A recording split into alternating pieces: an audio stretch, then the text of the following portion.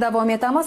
Qashqadaryo viloyatining ma'muriy markazi hisoblangan Qarshi shahri zamonaviy yangi binolar bilan birga qadimiy obidalar bilan uyg'unlashib ketgan qiziqarli maskan hisoblanadi. Aynan shu inshotlar ichida 1,5 asrlik tarixga guvoh bo'lgan Qilichboy madrasasi ham bor. Ilmni yuksaltirish uchun bunyod etilgan ushbu madrasa 1920-yildan 1973-yilga qadar NKVD qamoqxonasiga aylantirilgan. Viloyatdagi muxbirimiz ayni shu tarix bo'yicha ilmiy tadqiqotlar olib borayotgan olima bilan suhbatda bo'ldi.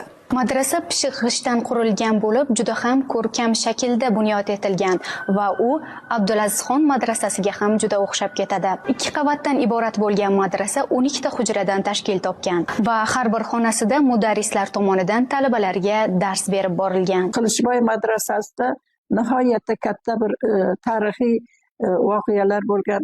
Jadidlar otasi Mahmudxo'ja Behbudiy hazratlar mana shu madrasada aynan 300 dan ortiq Qarshi shahridagi shogirdlari bilan faoliyatini mana jadidchilik bo'yicha olib borgan davri haqida ham bir qancha manbalarni topdik.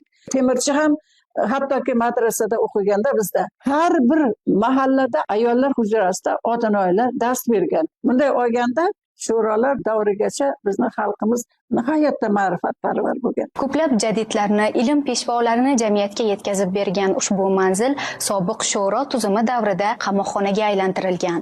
Yangilikka intiluvchi insonlar, ilm ahli aynan shu yerda tergov qilingan va o'limga hukm etilgan. Qashqadaryo xalqining deyarli yarmini qatag'onga yo'naltirilgan bu sho'rolar jamiyati mana shu 46 ta madrasada faoliyat yurg'izgan mudarrislar u yerda qamalib, mana shu o'zimizdagi qatlgohlarda qatl etilgan bo'lsa, keyinchalik 38-yillarga kelgandan keyin bular aytadiki, har bir odamga bittadan o'q hayf ketyapti.